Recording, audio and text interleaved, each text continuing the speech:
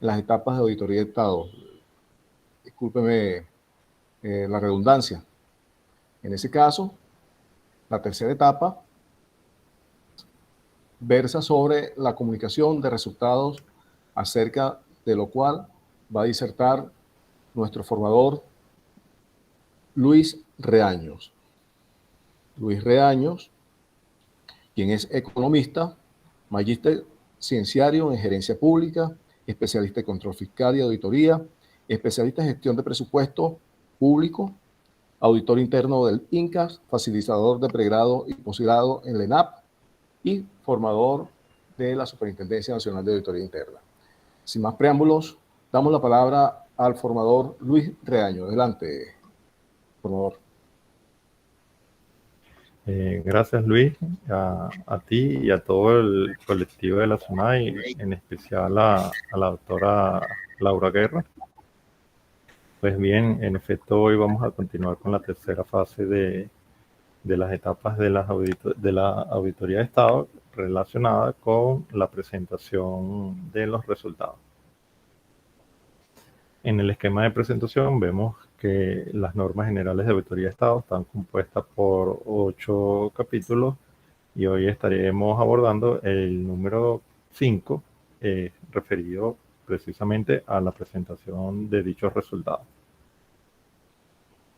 De manera gráfica, ¿cuáles son las fases de la auditoría de Estado? Tenemos la inicial, que es la planificación, seguimos con la ejecución, presentación de resultados, seguimiento, y vamos a rescatar algunos elementos que se consideran claves antes de llegar a la presentación de los resultados. Uno de ellos es el programa de trabajo, contenido en el artículo 28.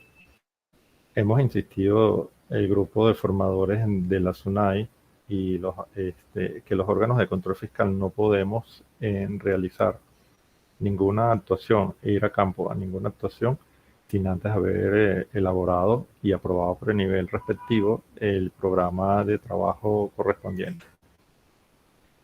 Esto es importante porque de lo que tengamos en el programa de trabajo va a derivar la presentación de los resultados del trabajo que iremos a realizar o de la actividad de control fiscal que estemos realizando en ese momento.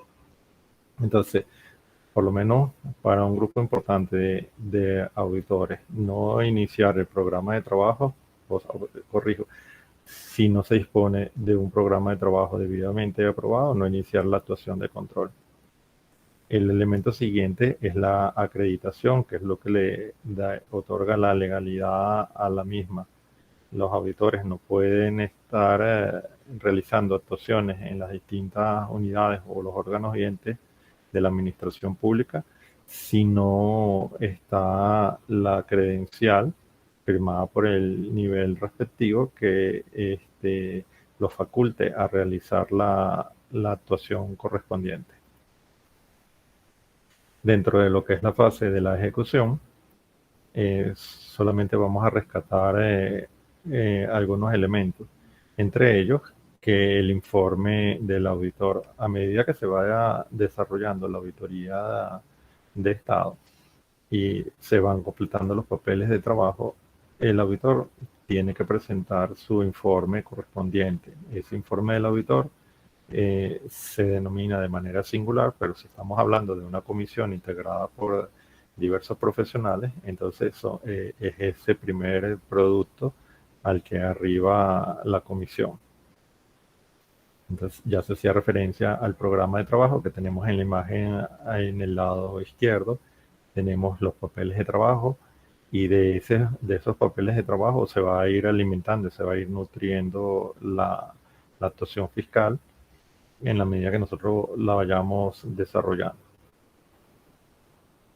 En campo, nosotros o en la ejecución, nosotros vamos a encontrarnos ante algún hallazgo cuando determinemos que existe una diferencia entre lo que es el ser, o sea, lo que estamos encontrando o observando en el área, en el órgano ente que estemos auditando, respecto al deber ser, que en el caso de la auditoría de Estado es una norma o forma parte de la normativa legal de la institución, este, bien sea también una ley, una ordenanza, un reglamento, una mejor práctica. Entonces esa diferencia entre el ser y el deber ser es lo que nos permite a nosotros afirmar que estamos en presencia de un hallazgo.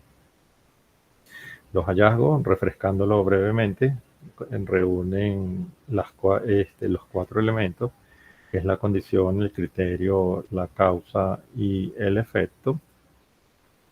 Si nosotros estamos afirmando que hemos encontrado una diferencia entre lo que es el deber ser y el ser, es decir, un hallazgo, entonces el mismo tiene que estar debidamente sustentado o debidamente soportado a través de la evidencia. Entonces aquí refrescamos, porque esto lo trató la profesora Marilú en la fase 2, la evidencia debe ser relevante, suficiente, competente, válida, confiable, porque ellas deben permitir brindar la certeza de que los hechos que se están revelando se encuentran satisfactoriamente comprobados. O sea, nosotros los auditores no podemos basarnos en presunciones. Si la comisión de auditores no logra comprobar de manera competente, suficiente, pues nosotros no deberíamos de calificar esa situación como un hallazgo, porque la finalidad de la evidencia en este caso es que la fundamentación del informe que contiene los juicios, las opiniones y posteriormente las conclusiones y recomendaciones deben estar, como se dice, sustentadas en la misma. En el caso de las evidencias documentales, bien, se utiliza bien sean los documentos originales o una copia certificada que se le pida a la unidad. Y culminando la fase de la ejecución, nosotros entonces nos encontramos en que antes de retirarnos del campo, o lo que nosotros denominamos campo, hay que discutir todas las observaciones y todos los hallazgos que haya encontrado la comisión con los responsables de las áreas.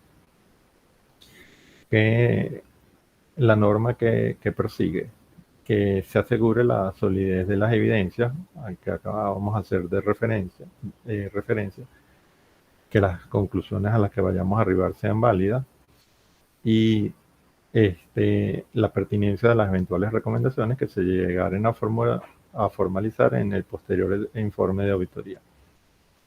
Porque es importante esta situación de discutir las observaciones o hallazgos antes de retirarse del campo, porque eso le permite al área auditada de una vez poder ya tener pleno conocimiento de cuáles son las situaciones que ellos van a encontrar formalizadas a través del informe. Eso por una parte. Pero más relevante aún es porque ellos van a poder empezar a implementar correctivos. Los correctivos van a ir atados posiblemente a las recomendaciones que nosotros de manera informal estemos presentando en la discusión, y al final lo que se va a traducir es una mejora en el proceso, en la ejecución de los procesos que nosotros como órgano de control fiscal estamos auditando.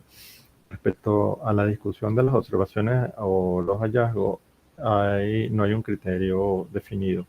Algunas unidades de auditoría interna agarran el formato de hallazgo que contiene los 4 elementos que vimos hace unas láminas atrás, y en la reunión con el área auditada solicitan que la firmen y la sellen. Entonces, eso da como o deja un respaldo de que efectivamente se discutieron las observaciones o los hallazgos determinados.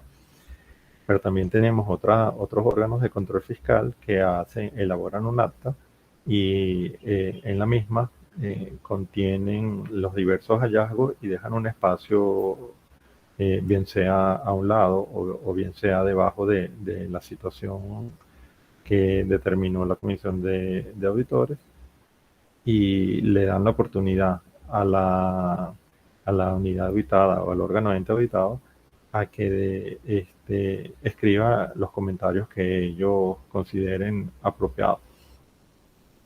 Entonces, bien sea de una manera o de la otra, lo que sí es importante que nosotros, si estamos haciendo auditoría de Estado, no brinquemos estas situaciones. Me han llegado comentarios o recientemente escuché una persona que decía que ellos no hacían la discusión de las observaciones o los hallazgos como órganos de control fiscal, sino que sencillamente se las leían a las personas o si ya tenían adelantado el informe del auditor, ellos se reunían con el área y le decían los hallazgos fueron esto, esto y esto, no quedaba ninguna constancia de esta discusión de los hallazgos y la idea es, como lo dice la lámina, pues cumplir con las tres viñetas que tienen allí que permitan un mejor desempeño no solamente para el órgano de control fiscal, sino también para el organismo que ha sido evaluado. Entonces, una vez que hemos presentado estas situaciones, o ya entramos propiamente en la fase que nos corresponde hoy, que es la presentación de los resultados. Como observan en la lámina, esta sección, este capítulo quinto, es sumamente corto. Va del artículo 37 al artículo 42. En este artículo 37 lo que nos indica es que una vez culminada la auditoría, se tiene que presentar un informe. Ese informe nos dice el Manual de Normas y Procedimientos en materia de auditoría de Estado de la Contraloría General de la República, que el mismo debe ser redactado en forma lógica, objetiva, imparcial y constructiva. Se tienen que describir los hechos o situaciones detectadas. Y el tercer aspecto más importante es que debe presentarse oportunamente de manera de mantener la vigencia de la información que se esté presentando allí y que permita tomar las acciones correctivas de manera inmediata y no a destiempo. Entonces, otro aspecto que nosotros también tenemos que tener en cuenta es que en la redacción del informe de auditoría, nosotros debemos evitar utilizar expresiones como en contravención o contraviniendo.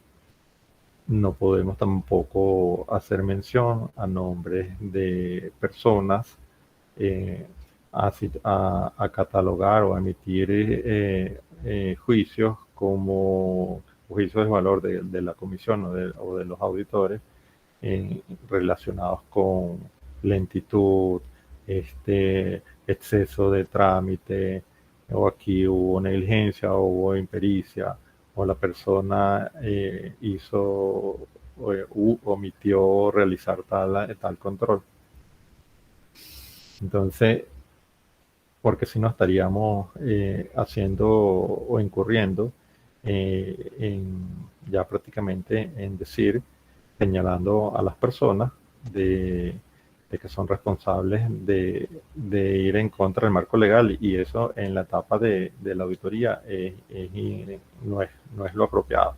Para eso son las siguientes fases que tendría en todo caso de existir elementos de suficientes elementos, una potestad investigativa. Entonces, en resumen, la redacción del informe de auditoría debe realizarse de manera lógica, objetiva, imparcial y constructiva. Cuando hablamos de constructiva, y hace algunos minutos yo decía que no se tienen que señalar personas, también he encontrado informes de auditoría donde, si bien nosotros no mencionamos a la persona, colocamos el número de cédula en el informe definitivo. A los trabajadores, la comisión de auditores determinó el pago en exceso de cualquier concepto de personal, digamos, bonificación de fin de año, y a los siguientes trabajadores. Entonces, hacemos una tabla y colocamos el número de cédula de cada una de esas personas, que si bien no lo estamos indicando con nombres y apellidos, pues ahorita con el boom de la TIC, de las tecnologías de información y comunicación, yo agarro ese informe, me voy a la página oficial del Consejo Nacional Electoral, busco en el registro electoral, introduzco esa cédula y yo llego pues en 2 o 3 pasos a saber quién es la persona que cobró de manera indebida un mayor monto, en este caso la bonificación de fin de año. Entonces, aguas adentro, dentro de los papeles de trabajo que se hacían referencia en la etapa de la ejecución, nosotros sí vamos a determinar la cantidad de personas con nombre, cédula, el cargo que tienen, el monto que le correspondía cobrar, el monto que realmente cobraron y cuál es esa diferencia. Nosotros en los respectivos soportes sí lo que tenemos que tener claramente establecido, pero a efectos del informe nosotros debemos evitar ese señalamiento a través del número de cédula. En todo caso, ¿cuál es la recomendación? Coloque los totales. El monto a cancelar por concepto de bonificación de fin de año para los trabajadores era de tantos bolívares.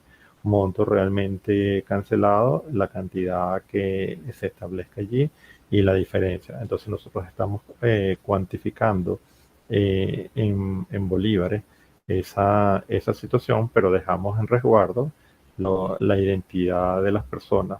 Como digo, si bien no le estamos colocando el nombre y los apellidos, les estamos colocando la cédula, es lo que he visto en algunas actuaciones de control, y estaríamos entonces incumpliendo el manual de normas y procedimiento en materia de auditoría de Estado dictado por la Contraloría General de la República. Continuamos. Ya hicimos referencia entonces que en el artículo 37 debemos mencionar los hallazgos, las otras observaciones. Si en el caso de algunos aspectos que se hayan realizado conforme a la norma, nosotros también tenemos es más, no solamente que nos los permite la norma, sino que debemos de señalar aquellas acciones que se estén realizando de manera apropiada, porque normalmente nos quedamos en la parte negativa y no señalamos los aspectos positivos en nuestras actuaciones. En cuanto a la calidad en la redacción de los informes de auditoría, pues aquí tenemos que la redacción puede ser descriptiva o puede ser narrativa, ya eso dependerá de la comisión de auditores y del órgano de control fiscal y de cada actuación. Y pasamos al artículo 38 de la norma, que nos dice el artículo 38, que el informe o esos resultados deben de ser participados al órgano ente auditado, el área auditada, en el caso de una unidad de auditoría interna, a través de un informe preliminar. Como lo indican aquí en la lámina, a fin de que este verifique las observaciones y hallazgos de auditoría y formule los alegatos que estime pertinentes de ser necesario. Entonces, si nosotros previamente en la etapa de la ejecución hemos discutido los hallazgos encontrados, aquí no va a haber sorpresas para la área auditada, para el órgano ente auditado, cuando reciba el informe preliminar, porque ya esta persona, pues este gerente o este presidente de máxima autoridad de un órgano ente, ya está en conocimiento de esas situaciones, porque nosotros le hicimos una reunión formal, bien sea que le hicimos firmar las cédulas de hallazgo o elaboramos un acta donde se relacionaron todas las observaciones. Y como decía, ya no solamente la unidad auditada puede ir implementando los correctivos que considere pertinentes, sino que también puede ir elaborando la respuesta al informe de auditoría, que si bien todavía no lo conoce hasta que no se le remita, ya está en cuenta de esas observaciones. Entonces, cuando remitimos nosotros formalmente a través de una comunicación, nosotros estamos haciendo referencia a los artículos 37 y 38 de las normas generales de auditoría de Estado. Utilizamos una nomenclatura para el respectivo informe, indicamos cuál es la auditoría que se realizó en dicho ente y cuál fue la credencial a través de la cual se designó la comisión de auditores. En esa misma comunicación se le tiene que indicar expresamente al área auditada que dispone de un plazo de 10 días hábiles contados a partir del día siguiente de la recepción de esta comunicación. ¿Qué puede suceder aquí? Que posiblemente el órgano ente solicite una prórroga. Si dentro del cronograma del plan de trabajo que ha debido elaborar la unidad de auditoría interna, tiene alguna disponibilidad o cuenta con una holgura para dar una prórroga, y dependiendo de la cantidad de días de la prórroga que necesite la unidad, se le puede otorgar. Aquí no hay una única respuesta, en el sentido de que siempre el órgano de control fiscal va a estar dispuesto a otorgar una prórroga, pero esa prórroga únicamente va a ir atada a la cantidad de días, porque hay unidades auditadas que te dicen: solicitamos 30 días hábiles para responder el informe preliminar. Pues eso obviamente excede la cantidad de días que nosotros podríamos, primero, exceden 3 veces lo establecido en el Manual de Normas y Procedimientos en materia de auditoría de Estado de la Contraloría General de la República. Y segundo, eso nos va a alargar el proceso de auditoría casi que en 2/3 partes de los tiempos que nosotros inicialmente teníamos previsto. Entonces, ¿qué hacemos nosotros? Pues nosotros, si tenemos alguna holgura, podemos dar el doble del tiempo. Podríamos dar 10 días hábiles. No tenemos ese lapso, pues nosotros sencillamente le damos un monto menor, y así pues cumplimos con las normas de auditoría de Estado en cuanto al lapso para que tengan la oportunidad de presentar sus alegatos. La estructura del informe de auditoría es esta que tenemos acá. El informe preliminar lo dividimos de manera gráfica en 3 bloques. El primer gran bloque son los aspectos preliminares: origen de la auditoría, el alcance, objetivo general y específico, el enfoque, el marco regulatorio, los métodos, procedimientos y técnicas, que ya todo esto lo hemos señalado nosotros en el programa de trabajo. Entonces, si ya lo tenemos, nos los traemos para acá y lo utilizamos. El segundo gran bloque son las características generales del órgano, donde identificamos el órgano ente o la unidad que estamos auditando, cuál es su estructura organizativa, los recursos presupuestarios y financieros que han sido asignados, la naturaleza jurídica, la base legal y su legal que fundamenta la constitución de esa unidad, y las características de los aspectos específicos que fueron evaluados. Y el tercer gran bloque son las observaciones derivadas del análisis, donde nosotros debemos informar o dejar expresamente plasmado en el informe que se realizó la discusión de los hallazgos conforme al artículo 36. Entonces, es recomendable que se haga un pequeño párrafo introductorio.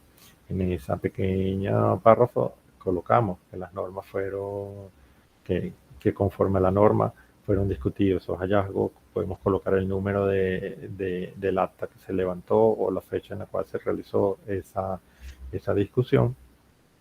Entonces, y seguidamente se presentan cada uno de los hallazgos que se hayan determinado. ¿Cuántos hallazgos? Pues tantos como haya determinado la comisión de auditores. Entonces, esto es un ejemplo aquí de el inicio del tercer bloque. Capítulo 3, de conformidad con lo establecido en el artículo 36 de las normas generales de auditoría de Estado, se dio a conocer al responsable del área los resultados de la auditoría identificadas. Como decíamos, siempre tiene que tener una nomenclatura, que entonces esos resultados plasmados en el presente informe aquí no es definitiva, aquí es el informe preliminar. De las circunstancias señaladas se dejó constancia en acta fiscal, la identificamos, la fecha suscrita, entonces quiénes fueron los que la firmaron, con respecto a los particulares señalados en la referida acta, el cargo de órgano manifestó conformidad con la discusión o con la observación discutida. Entonces, y vendrían todos los hallazgos.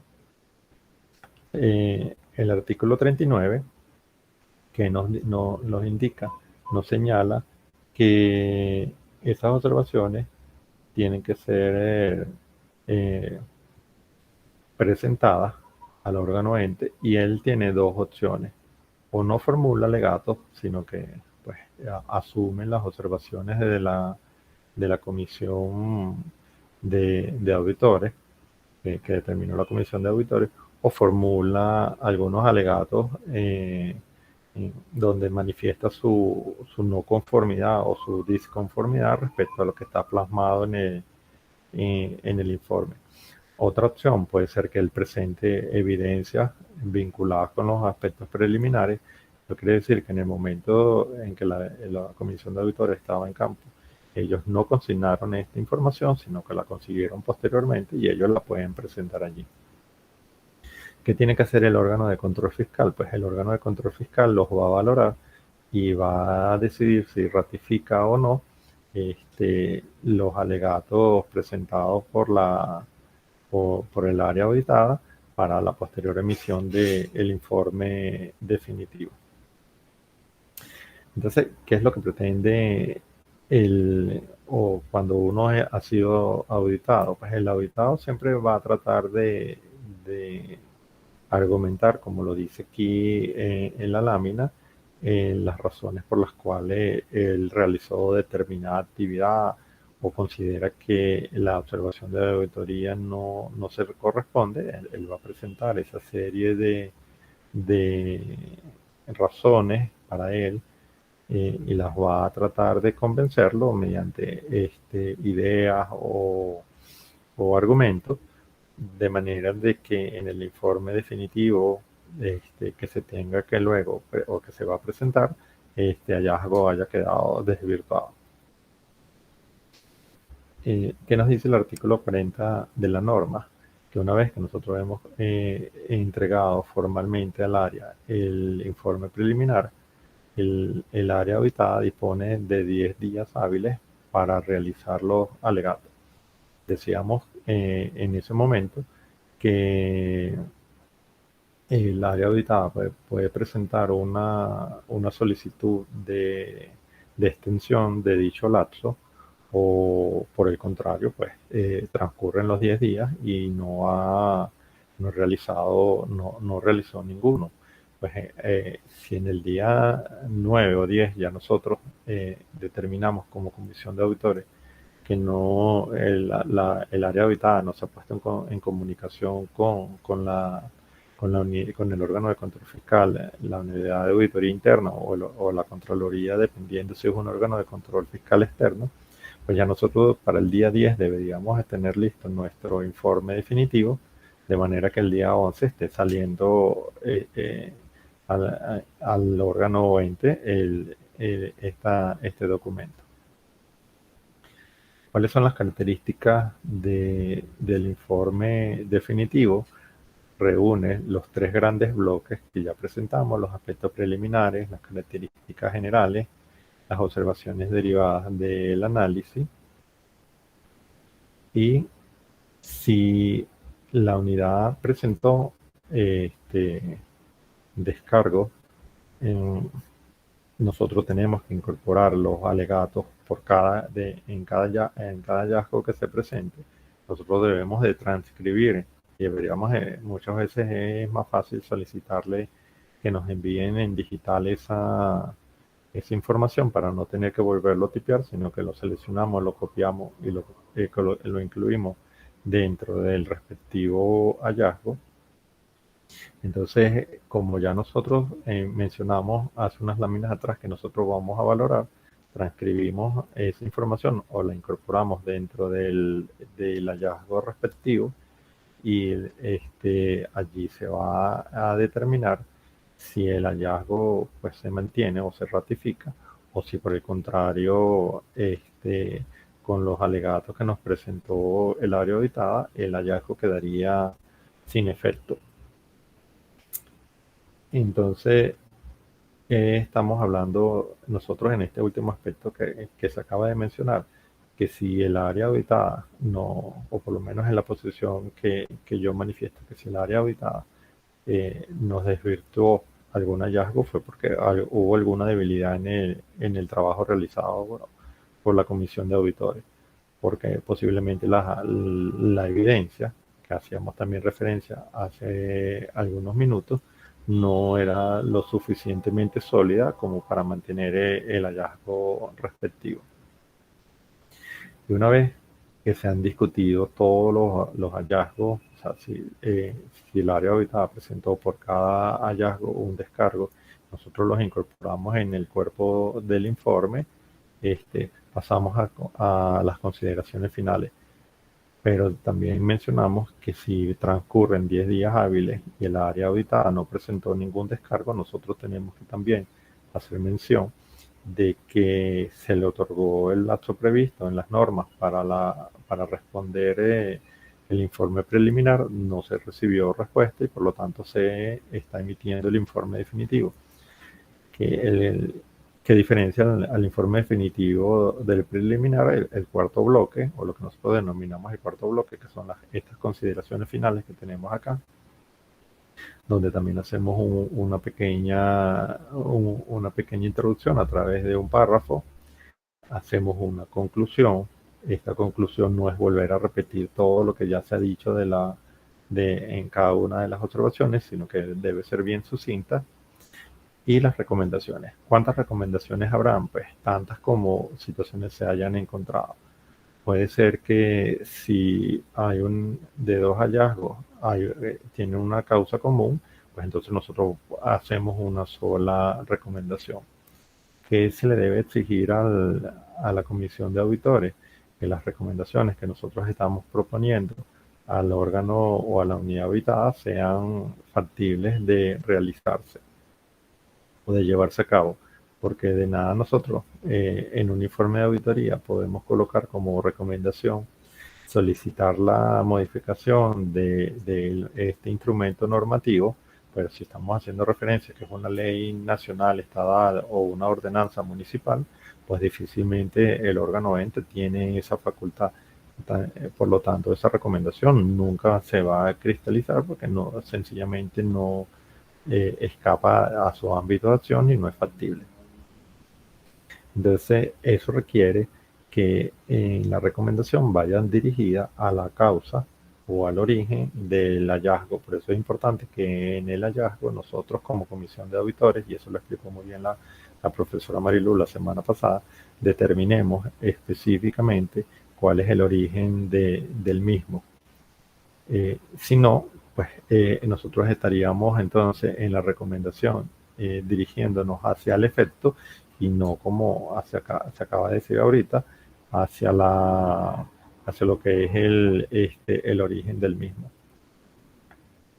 El artículo 41, y ya nos estamos acercando al final de esta sección, que como dije, pues es sumamente corta, habla de la presentación del informe y lo que nos dice la norma es que el informe debe ser consignado ante el área auditada de manera oportuna. O sea, nosotros no estaríamos agregando valor como unidad de auditoría interna y como órgano de control fiscal si una actuación que se realizó en los primeros 3 meses del año, el informe preliminar lo estaremos enviando a finales de noviembre, los primeros días.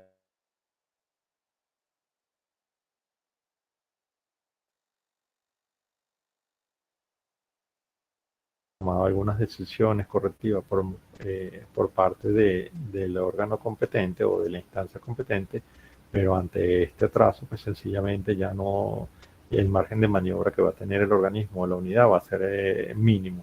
Entonces, por lo tanto, ¿qué quiere decir esto? Que nosotros al elaborar una planificación, el plan de trabajo y cada una de las auditorías, nosotros ya tengamos estimados los tiempos en que vamos a presentar el informe, tanto preliminar como definitivo, para entonces cumplir oportunamente con esta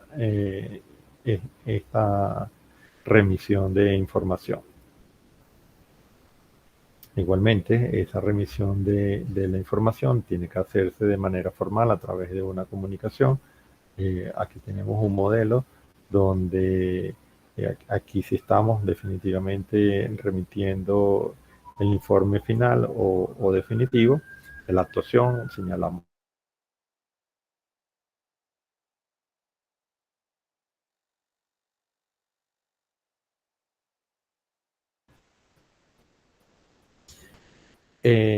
Cuando hacemos la entrega del informe preliminar, también tenemos que, de definitivo, corrijo, nosotros también tenemos que solicitar un plan de acciones correctivas según la norma.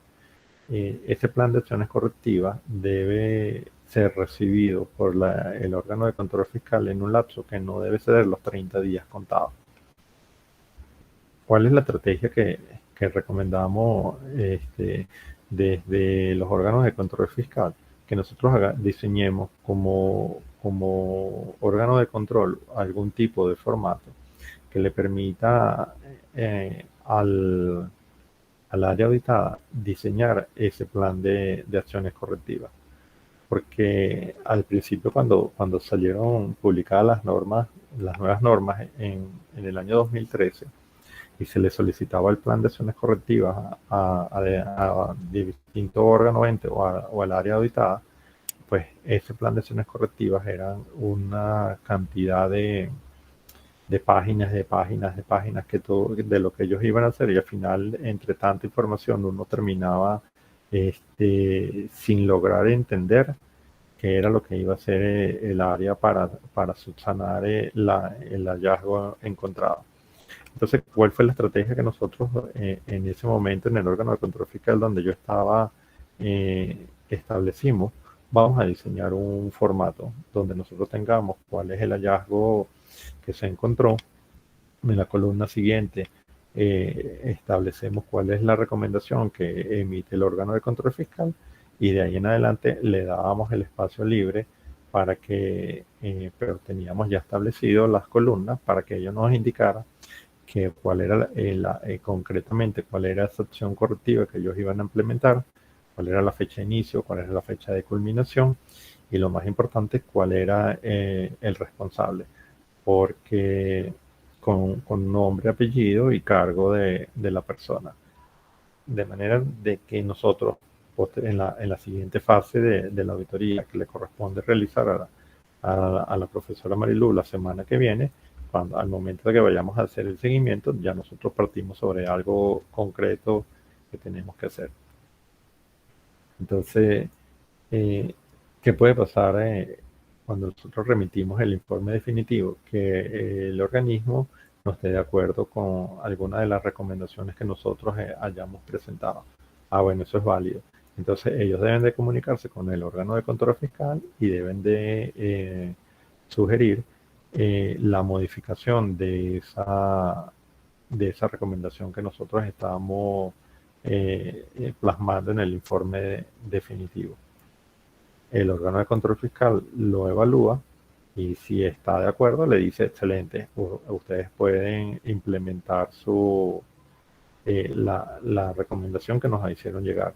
O si el órgano de control fiscal dice que no, ratifica que la recomendación es la señalada en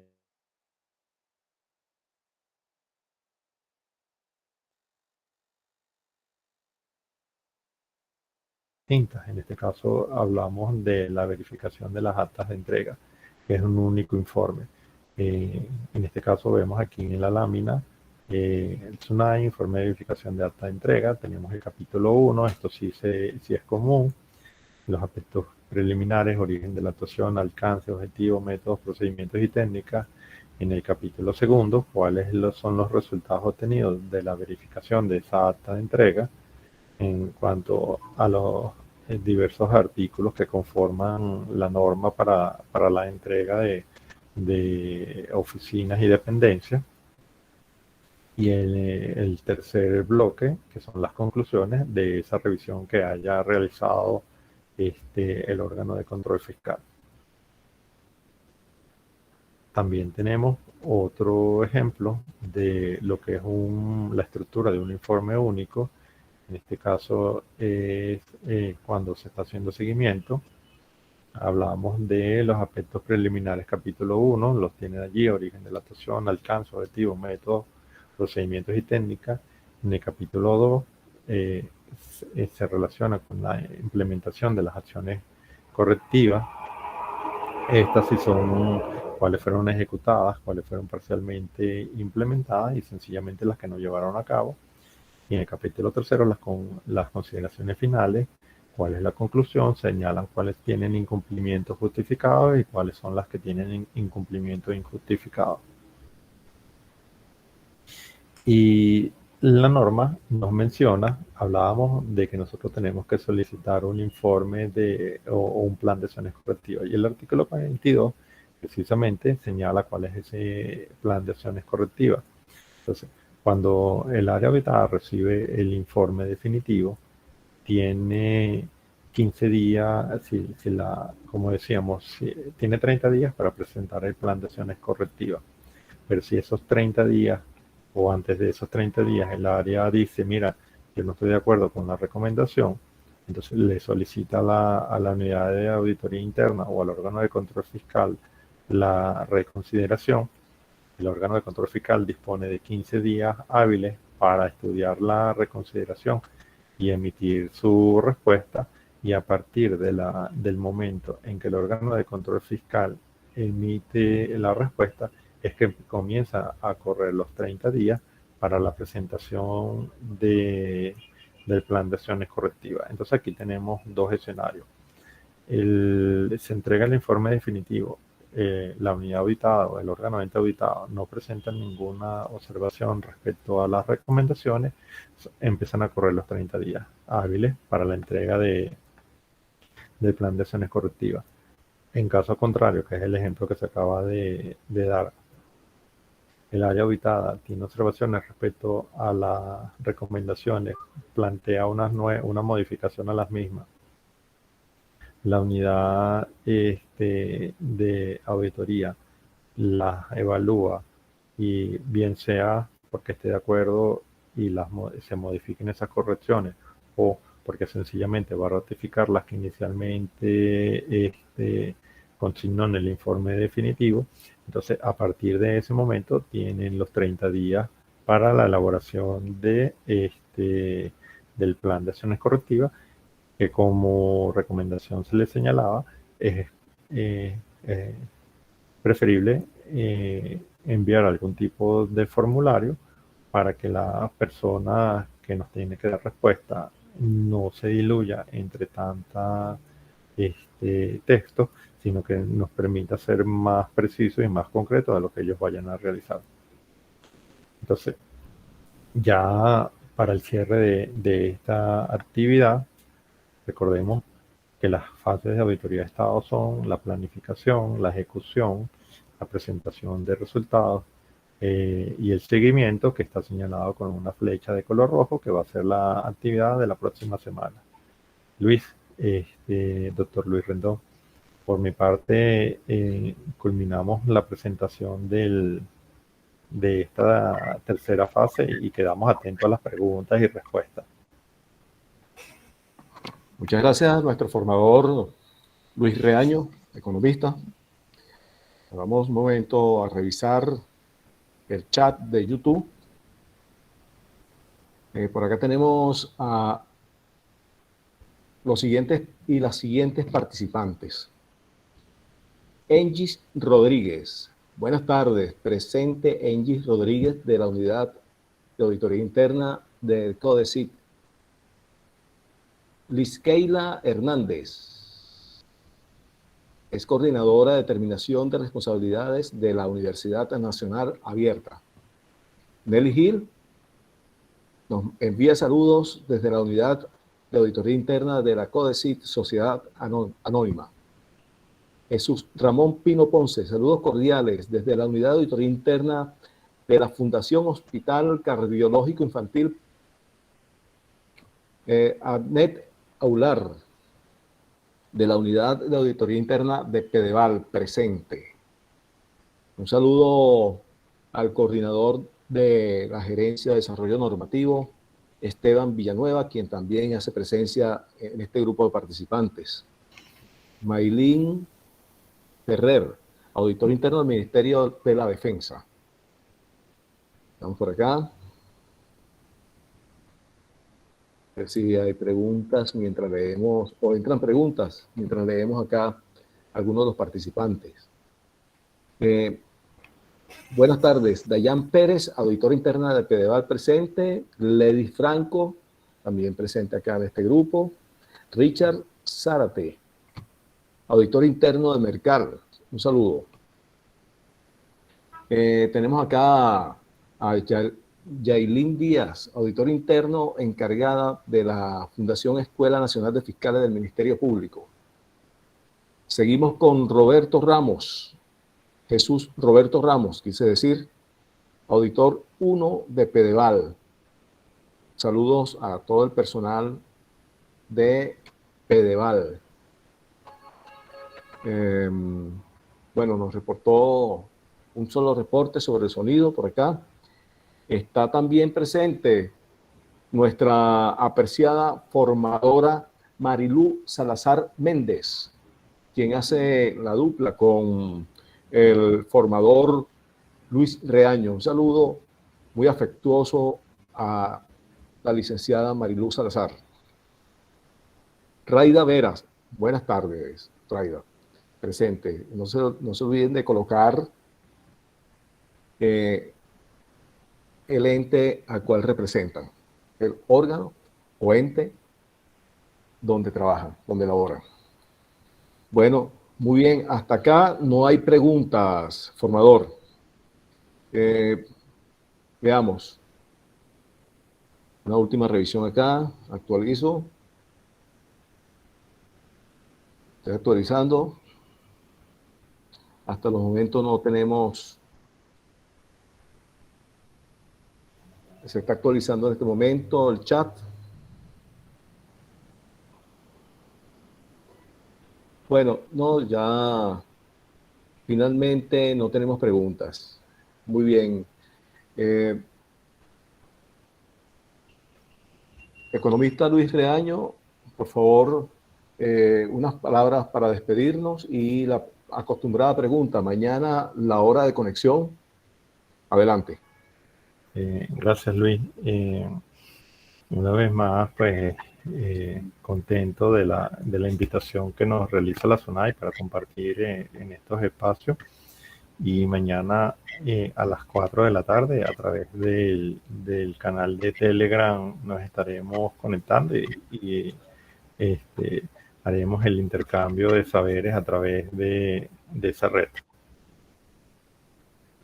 Muy bien, muchas gracias a nuestro formador Luis Reaño, quien acaba de dar sus palabras de despedida. Queremos agradecerles a todas y a todos por su participación.